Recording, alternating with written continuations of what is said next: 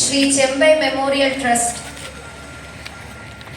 ട്രസ്റ്റിന്റെ ശ്രീ നീലകണ്ഠൻ സാറിനെയും ഹാർദവുമായി സഹർഷം സ്വാഗതം ചെയ്തുകൊള്ളുന്നു.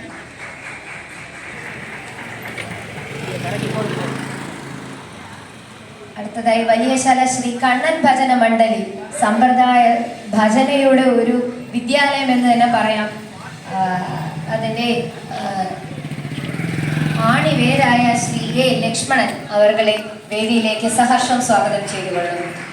ശ്രീ എസ് കൃഷ്ണകുമാർ അദ്ദേഹത്തെ വേദിയിലേക്ക് വിനയം സ്വാഗതം ചെയ്തുകൊള്ളുന്നു.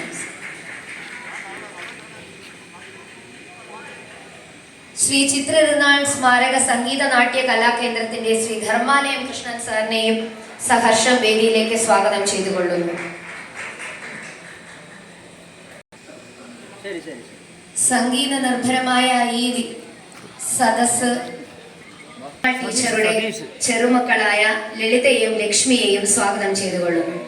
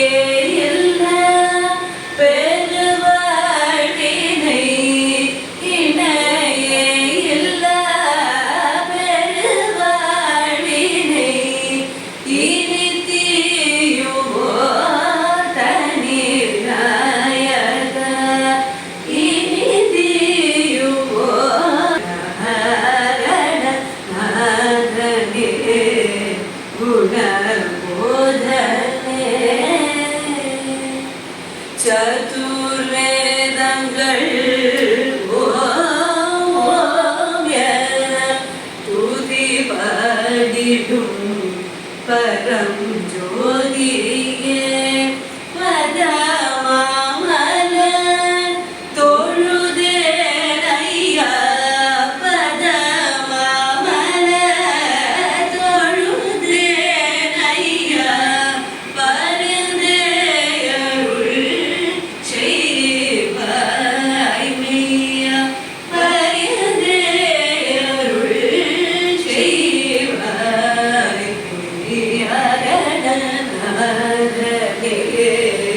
गुणबोधने गजमामुद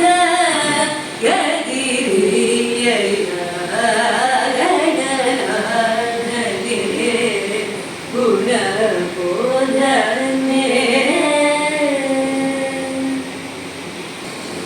Shri Chennai memorial trust Shri Neelakantan, Shri Veena Sangeet Sangh secretary Shri TN.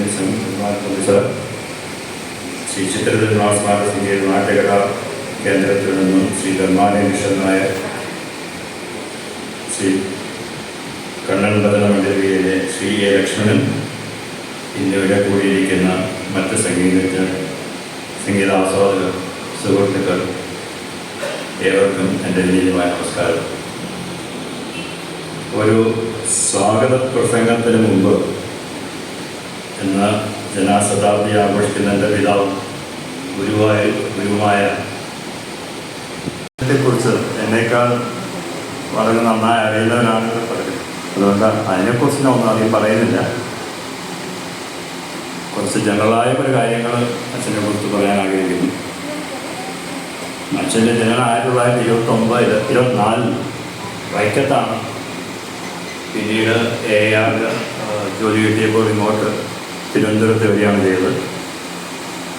അത് അച്ഛൻ്റെ അച്ഛൻ ഒരു സംഗീതജ്ഞനായിരുന്നു.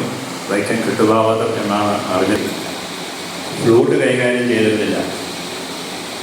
അങ്ങനെ നോക്കുമ്പോൾ അച്ഛനൊരു ഏകദേശം 90 വയസ്സ് വരെ, 90 കഴിഞ്ഞു, 91ാമത്തെ വയസ്സ് വരെ അച്ഛൻ ഫ്ലൂട്ട് പറഞ്ഞു കൊടുക്കുകയും പുറത്ത് കച്ചേരിയൊക്കെ പോവുകയും ചെയ്തു. അതിനുശേഷം ഒരു വീഴ്ചയ്ക്ക് ശേഷം പിന്നെ തരം കെട്ടിസ്ഥലങ്ങൾ അതിനുള്ള ആരോഗ്യ എന്തൊക്കെ പറഞ്ഞാലും കർണാട്ടിക് മ്യൂസിക് ആണ്. അതിൻ്റെ ബേസിക് എന്നുള്ളൊരു ദൃഢമായ ഒരു വിശ്വാസം അദ്ദേഹത്തിനുണ്ടായിരുന്നു.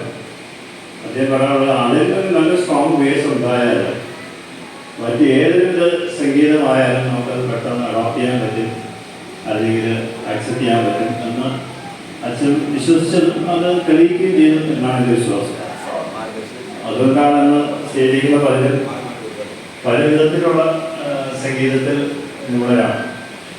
അതുകൊണ്ട് അത് അച്ഛൻ തെളിയിക്കുകയും ചെയ്തെന്നാണ് വിശ്വാസം. പിന്നെ വേറൊരു കാര്യം അച്ഛനോട് പറയാനുള്ളത്, വളരെ സരസനായിരുന്നു എന്ന് പറഞ്ഞാൽ അച്ഛൻ അങ്ങനെ ദേഷ്യപ്പെട്ടതിനെ കണ്ടിട്ടില്ല ഞാൻ.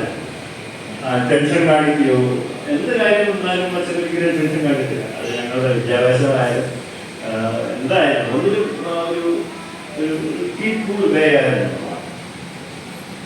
അച്ഛൻ പറഞ്ഞ് വളരെ ഒരുപാട് രസകരമായ കാര്യങ്ങൾ പറഞ്ഞിട്ടുണ്ട്.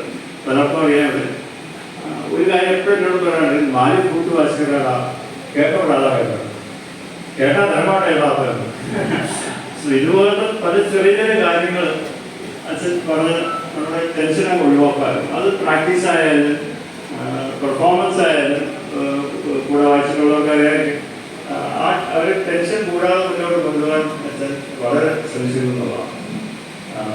അതൊരു പ്രധാനപ്പെട്ടൊരു കാര്യമാണ്. നമ്മളിപ്പോൾ രാത്രി വെള്ളം കൊണ്ടാൽ തന്നെ ഉൾപ്പെട്ടത് അങ്ങനെയൊന്നും അച്ഛന് കണ്ടിട്ടേ ഇല്ല. ഇനി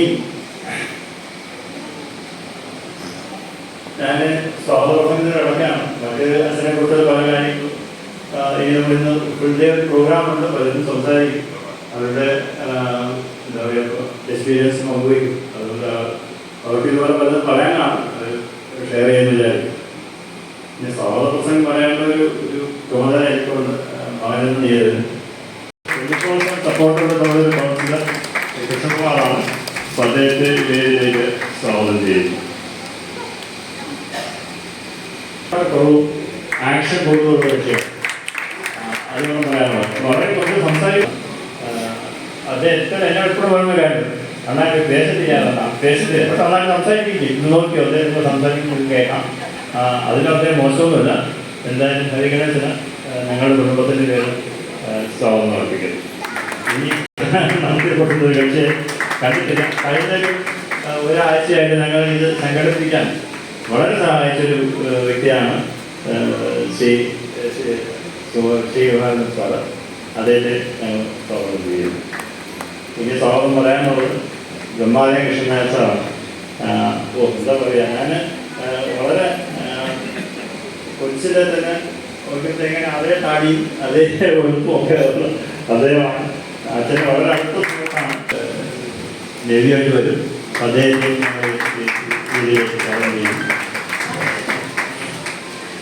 ഇല്ലാതെ ഒരു പരിപാടി അങ്ങനത്തെ വലിയൊരു വ്യക്തിയാണ് അദ്ദേഹത്തെ ഈ വേദിയിൽ